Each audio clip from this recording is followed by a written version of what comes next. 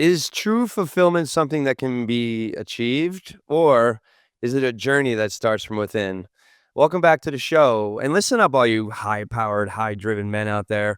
Today, we're going to dive into the hidden power of the nervous system, trauma, and the transformative practices that can help modern men like you find authentic purpose. Raw, uncut, and unapologetic. Welcome to Men Talking Mindfulness. Hey, so our guest today is Rick Williams or Rick William? Rick William. So he's got two.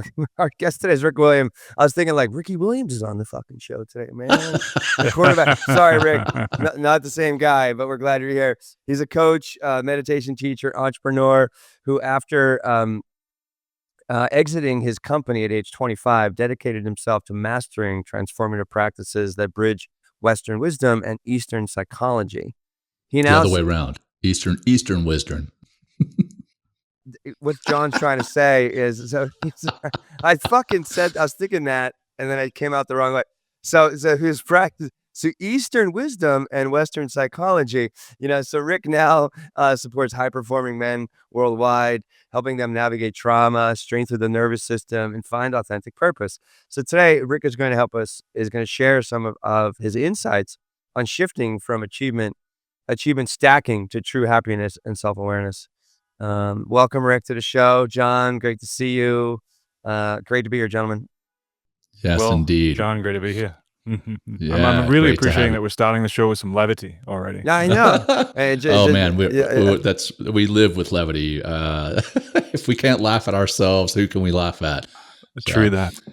All right. Well, hey, Rick, welcome to the show. And Will, good to see you. I mean, we just recorded another episode. So if you guys are watching back-to-back episodes, you'll see that I'm wearing the exact same thing. So forgive me for not changing between episodes. Will had the foresight to actually do that.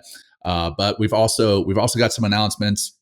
Our Men Talking Mindfulness microdoses, we've started putting those out.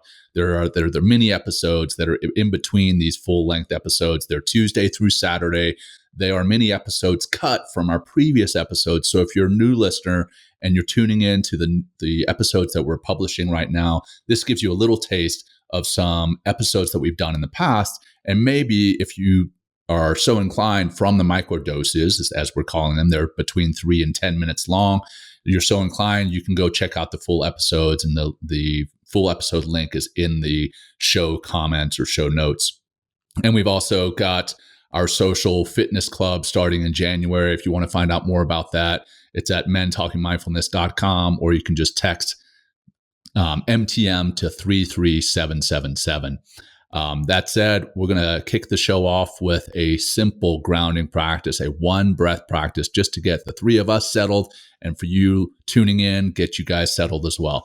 So let's start by getting comfortable, and let's begin by doing a nice relaxing exhalation and feeling empty at the bottom, and then a nice long, slow, deep breath in,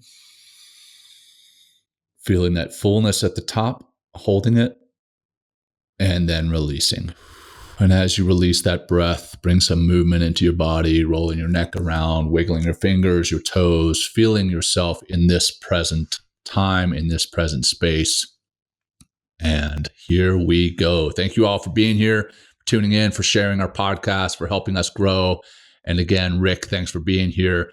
Let's get into this. Will, over to you. Okay. Hey, so let's start with connection. And this might seem like a very weird connection, between trauma and a pathway to purpose.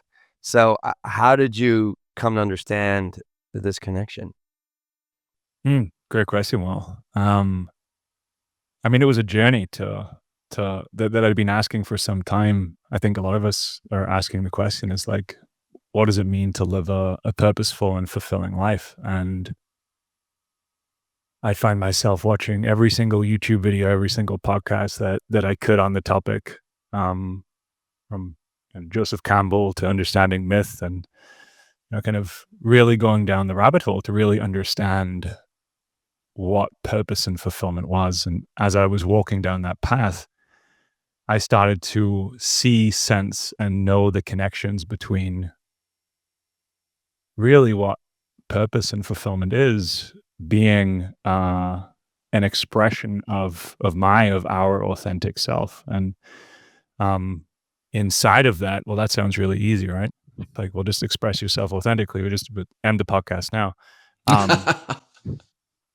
But also recognizing that that's really where the journey began, right? It's like, okay, wow, like if this is really a journey of authentic self-expression, and then pretty quickly starting to recognize that I don't feel comfortable expressing my authentic self uh, in front of myself, never mind in front of other people. So that was the beginning of the quest. Let's talk about that, just before, or maybe it was part of that quest. What have been some of your own trials, your own challenges with trauma and success? I know we kicked it off with the fact that you exited a very successful company at 25 years old. What led you to that? What have been those trials, those tribulations, if you will?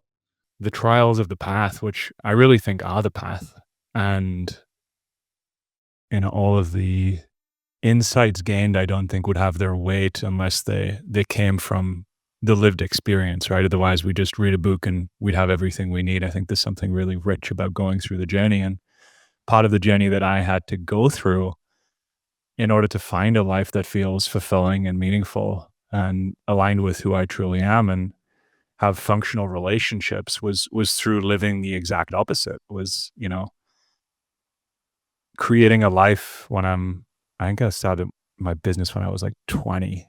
Yeah, and I ran until I was 25. And what was this Started business, Rick? meditating. What were you doing in this business? Yeah, so I had a few businesses actually, all in the health and fitness industry. We created the largest affiliate in Europe in the kind of health and fitness industry. So if you imagine, just for ease, Groupon, but just niche. Groupon that would just be niche for health and fitness. That's what we did, and no one else was doing it at the time. So, and we had better deals than anyone else on the internet in Europe. So we did really well. It was a great product. Not very fulfilling though. So yes, I recognized that I had really created a life and was aligning my life based on what was valued in my family. So I come from a family of health and fitness fanatics. My uncle was Mr. Scotland, and my mother was Mrs. UK Health and Fitness in the 90s, and then again in her 50s some years later. So yes, I was like surrounded by health, fitness in the gym.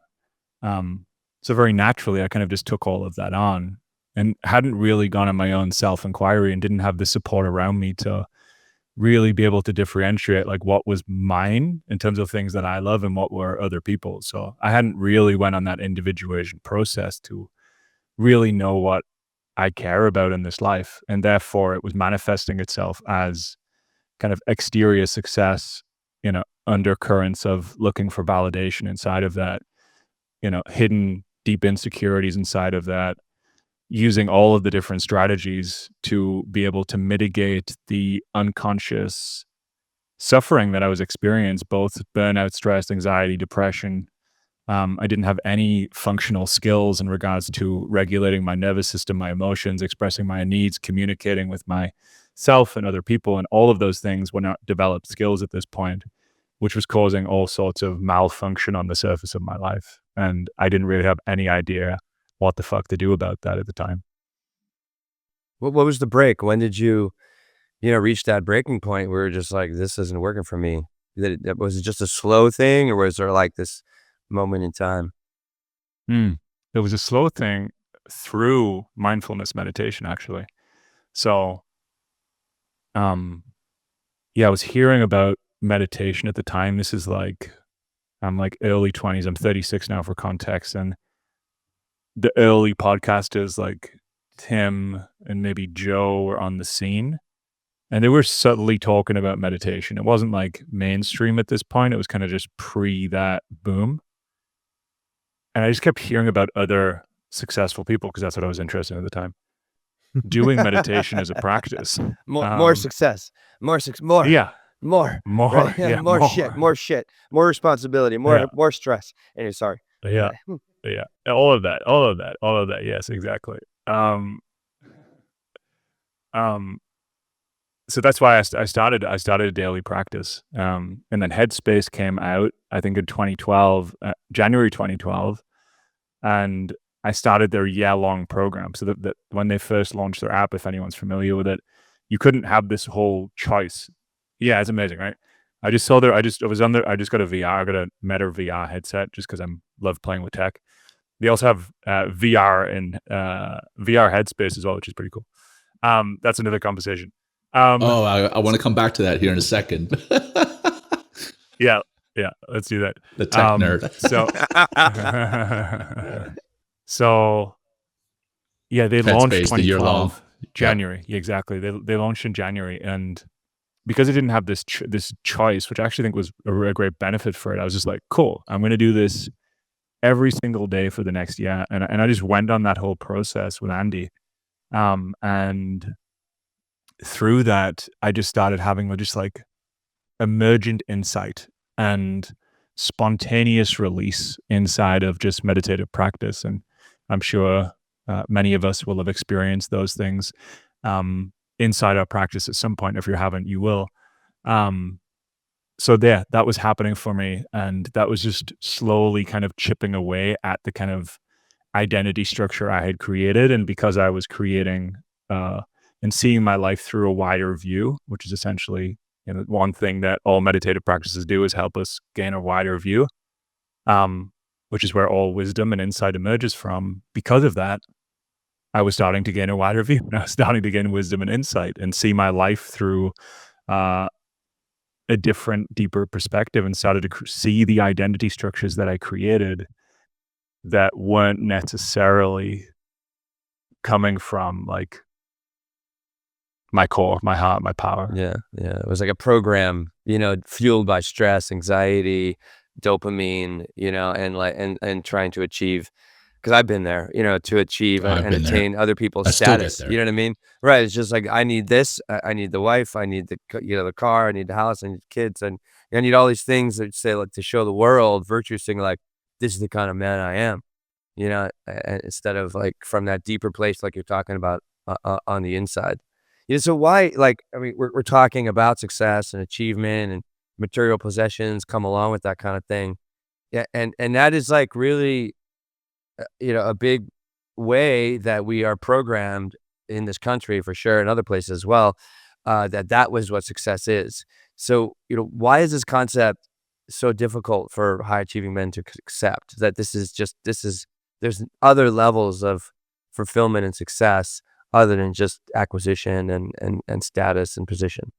I sense that's the case. I'd love to hear both your thoughts on it too, but I sense it's the case just because beyond that is not known. And I think most people don't necessarily have an understanding of the larger timelines of emotional psychological development. And part of that is due to Piaget's work, who was a developmental psychologist, stopping at about age 21, 22. So we kind of live in a culture soup that assumes that adulthood is at 21, you grow up and then kind of that's it. But I mean, there are many other stages of development, as we know, that go beyond that. And I think if we're looking at the development of a human being, I think I'm actually for achievement, and as I was going through my change, I was kind of a little more against it, but I'm actually for achievement. I think it's an incredible thing. I think it's a part of a healthy individuation process that I think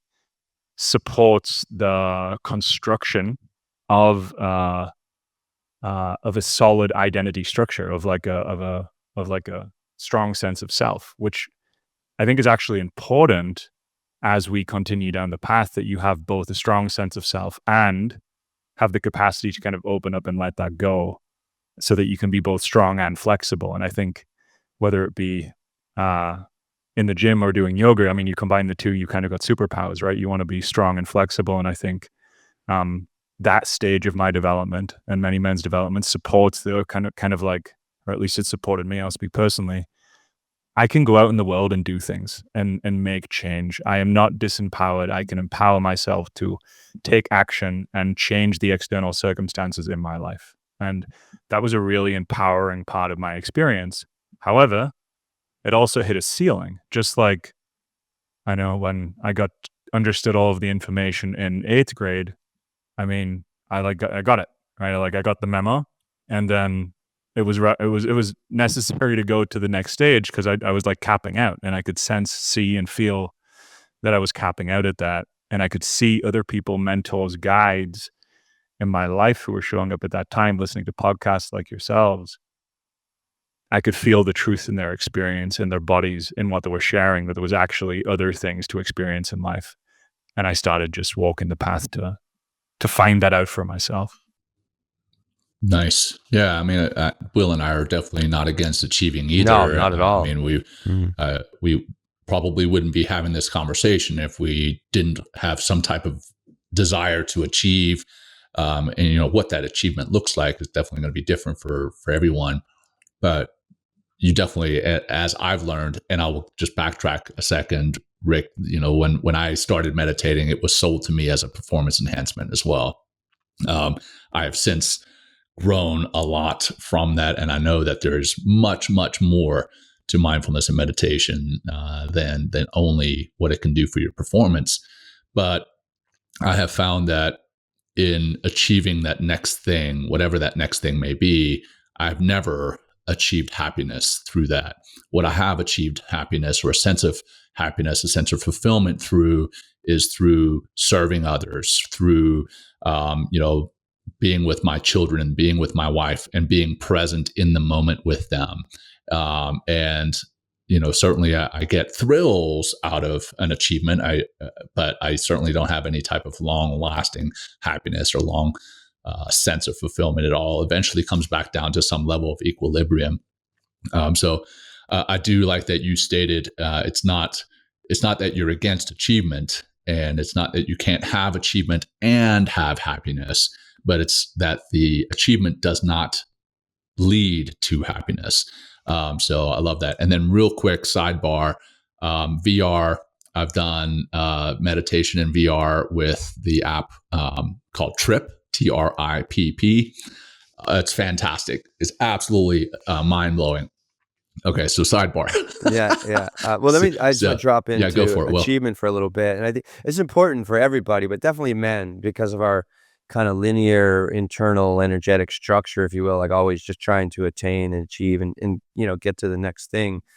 That achievement really helps too. You talked about self. We had Seth Copold, here last week. Copold, and we really deconstructed the self and the 13 elements, ingredients of the self through the IFS system. And one of them, or a couple of them, that really help to that success kind of fuels and energizes is confidence and courage.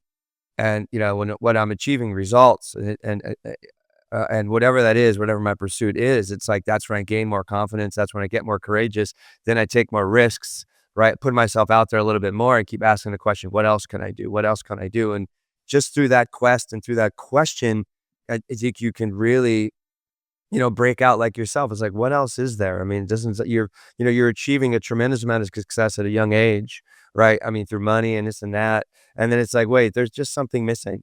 And I think if you just keep moving forward, with that the ultimate kind of quest of just happiness, it's going to lead you to these practices, and you're going to realize that, like you said, John, that achievement is an equilibrium of not just, look at what I've achieved, right? But like, this is who I am, and not being afraid, you said earlier, to authentically express who you are. And that's when I feel like you're really like in tune with yourself and the divine and the people around you, for sure. Yeah, beautifully put, Will. And I'd love to just add on the back of that. It's what's coming up as you're sharing is remembering, all of us remembering that we're like biological creatures. Because what we're really talking about here, if we go into that, is we're talking about mastering dopamine. That's like the chemical of it's the seeking chemical. And then we're talking about mastering serotonin, oxytocin, which is where you're going to get fulfillment from. And the beautiful thing about meditation, I mean, talking about meditation itself is like talking about cooking. I mean, there's like tens of thousands, hundreds of thousands of recipes. But many meditations will support the ability for us to come in contact with turning that external dopamine out, like outward seeking dopamine, turning it in, and then learning how to work with the inner processes of the heart, serotonin, oxytocin. And then you can start to learn how to kind of fire and wire that together in such a way that supports our authentic expression to come online. And I mean, then you could go even further. If we look at, say, like Tonglen practice, you start firing up the heart, start firing up serotonin, oxytocin, and then you can start bringing yours or our trauma into your body in the space, and you can start, alchemizing those processes together, where you're essentially bringing up elements of, cortisol, adrenal responses, which is where all states of stress come from, and you start pairing that with oxytocin. And then you do that and it starts to feel good. You come into the right relationship with suffering. And then you're like, oh, well, that was kind of cool. Little dopamine result. And then you've just fired all of that neurochemistry in a direction that supports us to actually, be who we want to be in the world in an authentic way, and allows for us to both have mastery over our dopamine and have connection to our serotonin, oxytocin, which allows us to be in those, as you were saying, John, beautiful relationships with our friends, our family, our loved ones. And then, create things like this podcast and the businesses and projects that we have that will require us to have that dopamine system online, so that we're not getting distracted at every hurdle or every, thing that comes up on Instagram or every message that comes in. We need to have the ability to steer towards the goal. And I mean, I really think that's one of the greatest benefits of practice. Yeah. Well, you talked about nervous system regulation. We kind of mentioned it earlier, and now you're kind of dipping into, some of the challenge. What are some of the challenges like that you want to get into this dopamine regulation and self-mastery? Like, some of the men that you're working with, what are some of those common obstacles that they're facing early on in their journey? The most common questions challenges that men are facing as I meet them is pretty simple. I mean, doesn't mean it's easy, but it's pretty simple. Most people that I meet, most men that I meet, have not yet learned how to regulate states of stress and disconnection. So if you just look at us as from a biological perspective, I think we're much more than that. But just from a biological perspective, utilizing that is an aspect of our nature. We have a nervous system which has 3 core elements to it. We have the sympathetic nervous system, which most people have probably heard of. That's really a state of activation. So think of that as activation. Then we have what's called dorsal vagal. That's a fancy word for saying shutdown. That's where freeze response, if you take that down all the way, that's where a freeze response lives. Now, most men who are working in the West are normally oscillating between those two states, between overactivation, which is stress and overwhelm, and then doing that so much that they then seek out drink, drugs, alcohol, porn, fill in the blank, that then re-regulate their nervous system temporarily, creates like temporary relief, which then normally catapults them into a lower state of shutdown where kind of shame, guilt, apathy live. And then they pick themselves back up the hole for 5 days, and then they go back into it again. So like that's the common pattern. And there's no judgment, like zero judgment there. I mean, I did this personally, and I understand it intimately, which just, increases my care and compassion. But it just makes sense, right? If you haven't learned how to be with your direct experience, and you haven't learned how to meet your internal needs, then your biological system is going to take over, and it's going to find ways to do that so that you can be in a type of so that you can kind of alleviate the suffering that you're experiencing. Yeah. I mean, I would agree. I would agree that we have learned in some ways, but we learned the wrong way. We've learned from our forefathers, from our cousins, our uncles, our brothers. It's just like, work your fucking ass off, dude. And like get out there and and then what do you do after work? It's like, oh, we're gonna have a drink, or maybe get to the gym, which I think is healthy. But this that's why it's called happy hour. You're right. Exactly. Yeah. Right. Very true. So it's like an unlearning of the learning in order to get to where the place you're talking about. Yeah. I mean, if we really look at it as a species, in this moment, we're psychologically, emotionally, spiritually illiterate. Like that's just the moment we've grown up in. It's not good, bad, right, or wrong. It's just the moment of time we're in. If we rewind the clocks 200 years, we would have been illiterate in many other ways. Most people couldn't read or write. It was just the elite few who had that capacity because it's all that was necessary. Everyone else didn't need to read or write. However, if you send your child to school today and they're 8 years old and they're struggling with their reading, writing, and mathematics, you're going to get a phone call from the teacher and there's going to be some type of intervention. However, 200 years ago, no one cared. It just wasn't the world that we lived in back then. Right. So Everyone's things have trying to changed. survive. Yeah. Yeah, no, exactly that. And I mean, we're just in a new position. We're a few hundred years down the line. We've applied all of those intelligences. I mean, mathematics and linguistics are powerful tools that allow us to communicate in many different ways. I mean, we wouldn't be here in this type of technology talking over video across the world if it wasn't for those capacities. So amazing. Well done, well done, Team Human. And we just have to acknowledge in this moment, without judgment, we're just, as a species, predominantly emotionally, psychologically, spiritually illiterate. And what that means is, well, there's a skill set that we can learn. And I don't truly believe, I know in my bones that this skill set is learnable because I was all of those things. All of those things. Absolutely. I mean, we agree. So it's a skill set. Yeah. And Will and I, we've learned that, and we've seen ourselves learn that, and we've seen ourselves kind of wake up, if you will.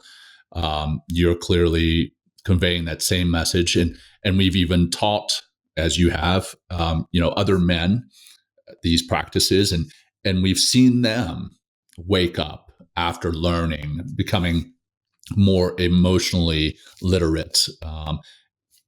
What has been your experience with men and them, first of all, asking for help, because that definitely seems like a very tricky thing for most men, and then seeing them, once you're working with them, seeing them wake up? What does that look like, and how does that feel to see that? I mean, it's the best feeling in the world. It's like, yeah, I mean, it's amazing, very fulfilling, and yeah, it's really interesting. I mean, I've been fascinated in the underpinnings of what these specific skills are, and then how to both deeply integrate them myself in my own life. So I'm a practitioner, continued practitioner, and then how to teach them in the most skillful way. I mean, these are really the questions that I've been asking because, as Bucky Fuller said, we don't change the world by fighting it. We change the world by making the current model obsolete. And I believe in that. I mean, if we just look at the political sphere in the world, I mean, it's just, we're recording this on the day of the election, and The eve of there's the so much election. division. Yeah. Yeah, the eve of the election. I'm sorry, not the eve, So the day after the fucking after. election. Day after. Yeah. We got a new president. Wow. Mm-hmm. Yeah. So, we're seeing all of that division. It can even create division inside of families, right? But that the whole political sphere is kind of set up to have us relate in kind of, lower emotional states. And they're not bad, but they're lower emotional states because that's where the predominant part of society is. So if we look at the election campaign, I don't think they use language above 4th grade. Why? Because that's where most people are, Lowest common denominator. Judgment. Yeah. So that's where it falls to. So if we want to change what we're seeing out there, the only way that's going to change en masse to be the type of world and have the type of functionality personally, relationally, in terms of a planetary system that we desire, it's going to require enough people to become literate in those skills. So there's enough regulation, self-awareness, connection to self, other, and planet, so that as we look out in the political sphere, the what we see out there will change. It has to change. People get into power and positions of power because they reflect where we are as a group. And that's just a part of it. So if we really wanted to change out there, as we know, I think every great teacher said, the change starts inside. And what I sense is happening is that we're a part of a wave in this moment that this skill set is starting to come online. Yeah. I think it's being called forth to come online. And like, so say, John and I have been producing this show for almost, 4.5 years. And I know there's a lot, we're continually growing our community, and I thank everyone for listening. But all you kind of fuckers out there who are still Sorry, and I love you guys. Still like spectators in the arena. You know what I mean? And you're listening and listening passively. There's a part of you that comes to this podcast because you need some help. Rick, what would you say to these guys, or how do they take this first step to get out of the spectator of this all, and then take on their first practice and realize that they're worth it? As I was going to point to before, it's really learning these skills, and I mean this will apply to people who are just listening and spectating, and I think it might help reinforce for listeners who have been on the journey a little longer. So what I've come to find at this point, there's some key skills that really support our flourishing, our family's flourishing, which then is what we're talking about, that being able to be done en masse. And one of the skills is nervous system regulation. So you can learn that in many different ways, but learning how to regulate yourself from states of stress back into a state of connection is essentially going to allow for even a deeper meditative practice to emerge. So, it can be really hard to meditate if your nervous system is feeling super dysregulated.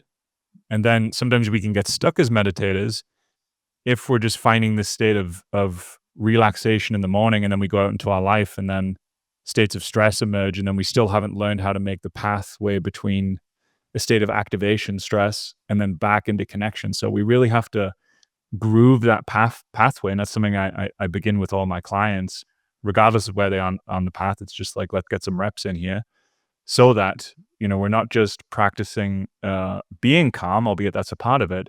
We're then bringing in intentionally states of stress that are relevant to that person's life in this moment, and then learning how to regulate the nervous system back down into a state of connection, bringing in states of things that the men are shutting down from in their lives, whether that's the conversation they need to have to their wife or conversation they need to have with their team or boss.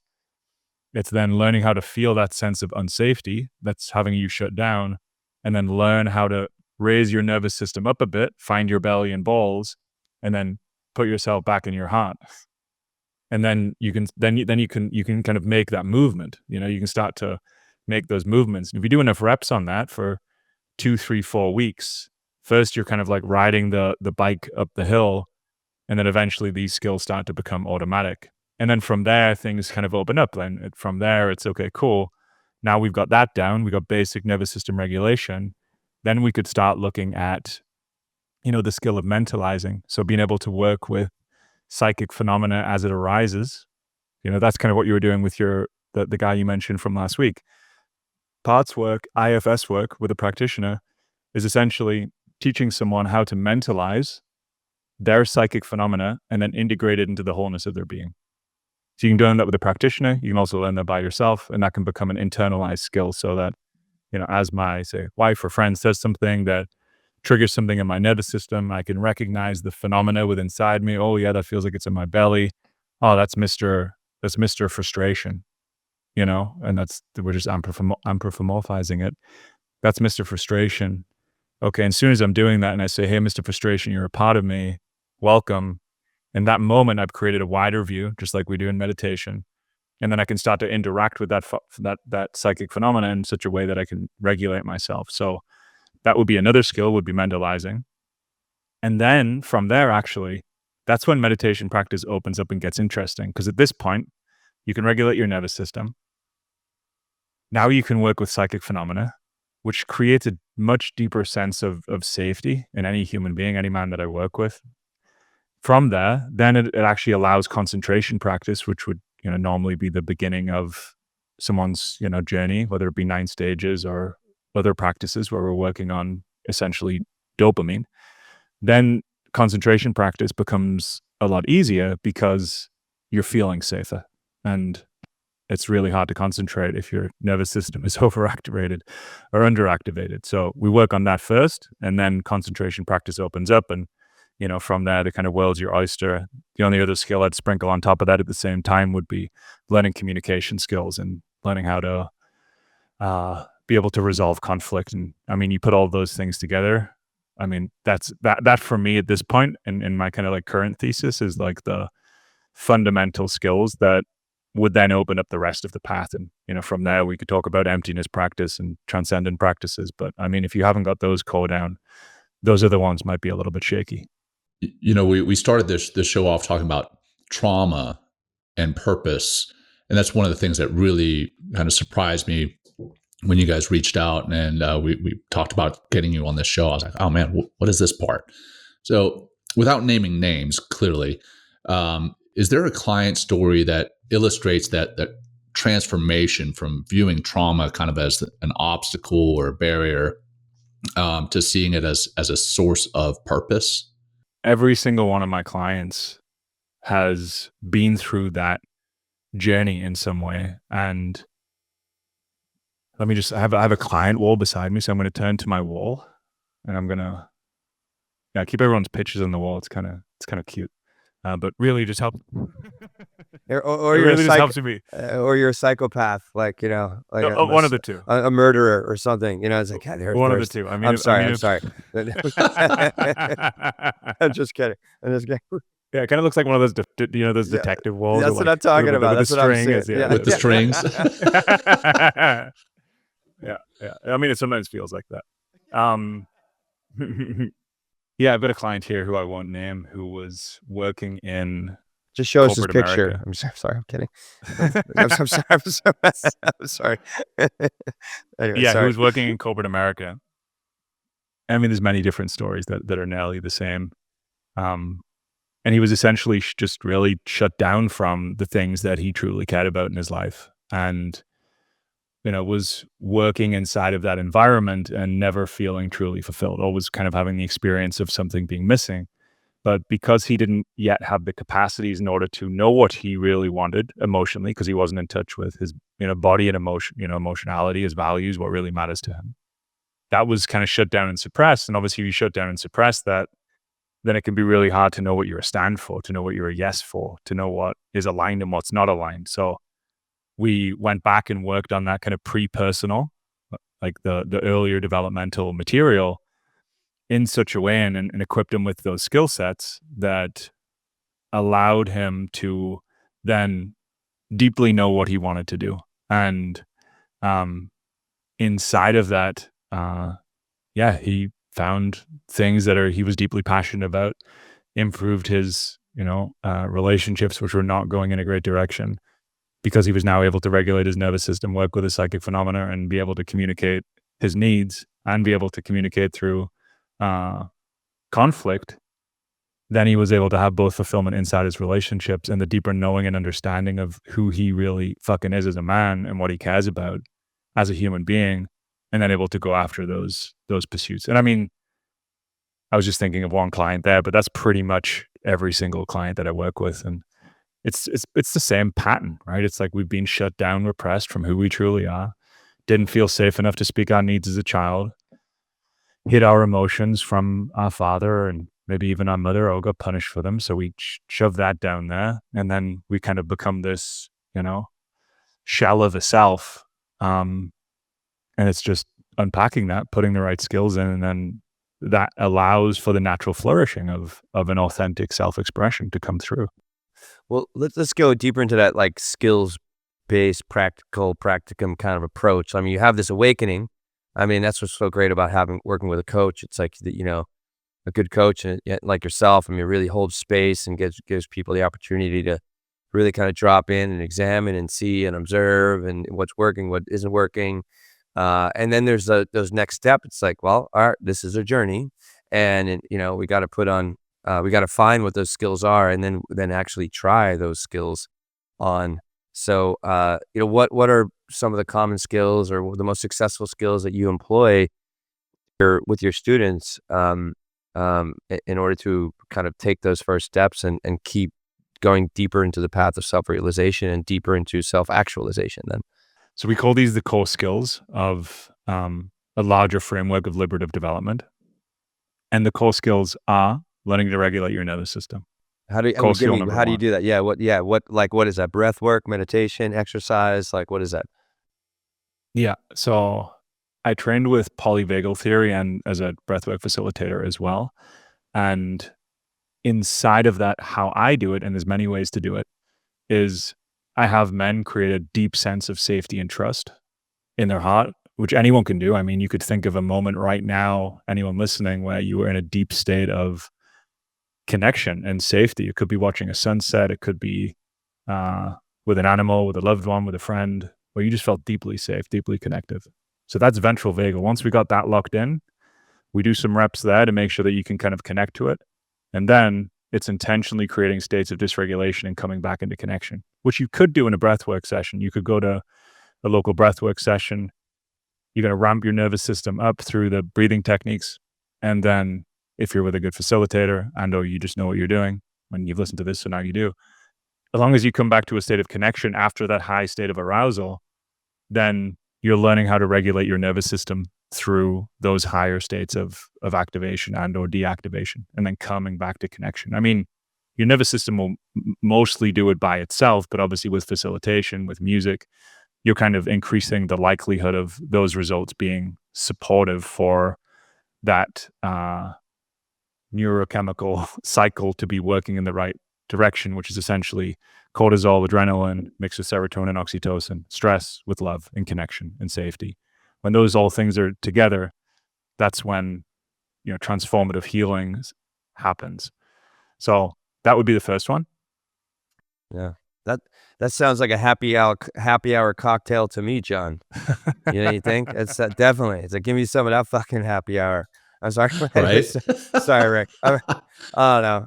I mean, it would be a bestseller, Yeah, fuck yeah, dude.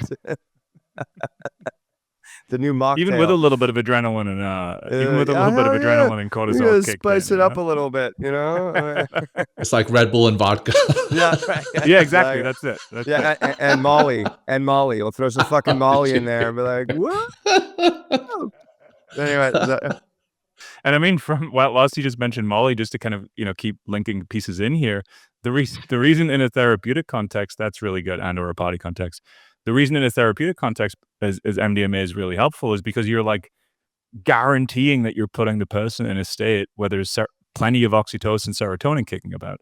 And then you bring in the states of disconnection, cortisol, adrenaline, from your experiences, whatever you've been through, and you bring those things together, you've got those neurochemicals mixing together. So they can be done chemically, it can also be done non-chemically. And ultimately, I believe even if you're going down like a therapeutic route like that, learning how to do it inside is still an essential part of the kind of internalization. Otherwise, you can still kind of depend on it, even subtly from the outside. So first skill, nervous system regulation. From there, then learning mentalization. So learning how to mentalize and work with your own psychic phenomena. Obviously, a practitioner, coach can support you in that. I mean, there's many ways you could learn it. You could go work with an IFS therapist or coach for 3 to 6 months, and you'll learn how to work with your psychic phenomena. Or you can go drink ayahuasca and take 5 grams of mushrooms, and your psychic phenomena is going to come right up, but you may or may not be able to process it. So that's also the skill. So again, if you learn this skill before tipping on gasoline, then when you go on it, say medicine journey, if that's on your path, then you're already going to have developed the skill of how to work with the phenomena as it arises, which is more likely to create an experience that allows for deeper integration. I mean, I don't believe there's such thing as a bad trip, but I think there's more and less skillful ways to do it. Well, one thing I'll say is like, if you are going to go on a journey like that and use very powerful medicine like ayahuasca or psilocybin, or even Molly, I think the integration part of it is very key. And even if you have these skills, what I've seen, Rick, like, I've been doing a lot of these practices for over a decade, and I've definitely had those experiences, but without the support of actually an integrative therapist that works with these medicines, I don't think you really get the deeper level of insight that medicine has shown you. So if you're going to go out there, like, I think actually I saw Matt Greenhouse, John, this past weekend at the Army Air Force game, and Go Mules, is that right? Anyway, we actually talked about going on another Beckley retreat, and doing a psilocybin experience together, in Jamaica, but it also has this integration built in, which I think is really important to help you process. So I just wanted to put that out there for anyone who's looking this direction. I really suggest working with somebody in an integrative fashion after you do the medicine. And we're not even advocating the medicine. You're on your own path, your own journey. It's definitely helped myself. It's helped John. It's helped you. I'm sure, Rick, you've done that. But maybe it's not for you, but definitely do your research before you kind of take on that journey, because it's a very profound and very challenging. Yeah, I think that's great advice. I would second that. Absolutely. If whoever you're gonna go down that path, and I think it could be really beneficial. I also don't think it's completely necessary, but it's a beautiful pathway for some. To do exactly what you just said, to make sure either you go out and get your own facilitation and guidance to support the integration before and after for at least 4 weeks, but probably more 8 would be my ultimate recommendation. And just or ensuring that the facilitators that you're working with kind of build that into the program. That's a real green flag if they're already doing that. So that was the second skill. Yep, exactly. I want to hear number 3 and 4. So number 3 is communication skills. So learning how to communicate in such a way that supports transformative conversations. So a part of this is learning how to communicate your own needs. But if you start doing this skill before you've learned how to regulate your nervous system and work with your psychic phenomena, or work with your own experience, and if you try to communicate before that, then obviously it's quite difficult, because sometimes you can be disconnected. Some men can be disconnected from their bodies, their emotions, their needs. So this is why I share this skill third. And this skill is super transformative. This skill itself, changed my life as much as meditation, because it actually allowed me to be able to go into conversations with enough of a framework to actually be able to really listen to what the other person has to say, versus just pretending to listen, waiting for my moment to speak, and instead having a nervous system that can kind of hold. I was having one of these chats with my wife last week, and there's a lot of material coming at me, but at this point, fortunately, I've put enough reps in to be able to hold what she's sharing and let her just get it all out. Get it all out, my love. Is there more? Okay. And I can just hold it, and I can be with it in such a way that I don't try and wriggle out of it. And I feel her experience. Doesn't mean I necessarily have to agree with what she's saying, but I can feel her experience, attune to what she's going through, reflect what she's going through, so she can really feel seen and heard, and her direct experience. It's also really nice to know what she's going through. Makes us feel connected. And then from there, we can kind of continue the conversation. So, those 3 alone would change any man's life. And then the next skill would be meditative practices. So concentration practice. And then obviously there's more that we go on in terms of like the structure that we've kind of built, but those would be the kind of core 4. I'm gonna add one, if I may, and getting in community of other men. I think that's one thing that I'm Yes. seeing, through the work that John and I are doing, even in a virtual setting. I know we have a shameless plug for the Social Fitness Club coming up in January. No, for real.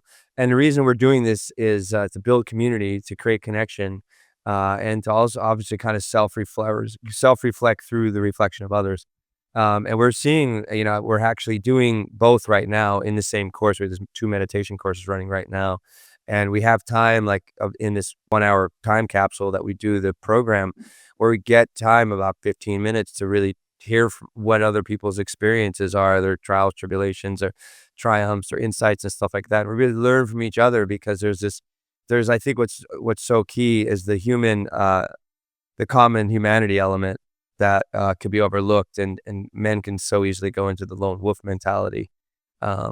So thank you for those 4, and I hope you don't mind me adding that 5th one, but I just seen it to be tremendously powerful and beneficial and transformative for everybody, especially men, because that's not where we typically go, sadly, but that's where I hope more of us do go in the near future. But this has been great, Rick. We're gonna unless there's something pressing you want to say, like we're gonna start closing out, but I really appreciate your time today. Likewise, brother. Yeah, man, this has been amazing, and I know it's gonna. You can hear my kids yelling in the background. 3:00, man. they're back. They're back. So, hey, Rick, it's a snow day here in Colorado, so my kids are all home from school, and it's just been chaos out there. So, anyhow, been great having you on the show. For our listeners that want to tune into what it is you're doing, what's the best way for them to get a hold of you? Best way to get a hold. And I mean, you need a nervous system to be able to hold a family like that as well, right, John? Indeed. Best way to get a hold of me would be my website, rickwilliam.com. And then if the men are interested in some of the things I've been sharing here today as well, I have a free app both on the iTunes store and the Android store.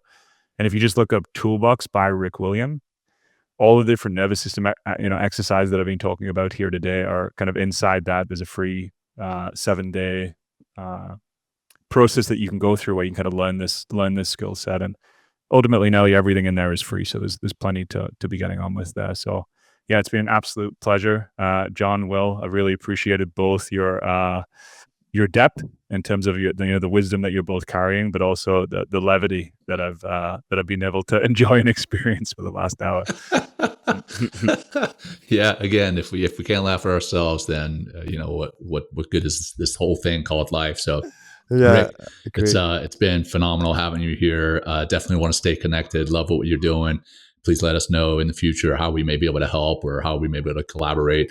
I mean, men helping men is an incredible blessing, and I personally take it as an opportunity, and I take it as with a lot of gratitude. And I know you guys do too. And I have a lot of gratitude for you here today. That said, I know typically we wrap it up with the grounding practice. I unfortunately do have to bounce right now. all good. So I'm gonna say goodbye. And for our listeners, for Rick, thank you again so much. And until next time, take care. Thank you, everybody. Peace. Thank you, Rick. Thank you for joining us today. We hope you walk away with some new tools and insights to guide you on your life journey. New episodes are being published every week, so please join us again for some meaningful discussion. For more information, please check out mentalkingmindfulness.com.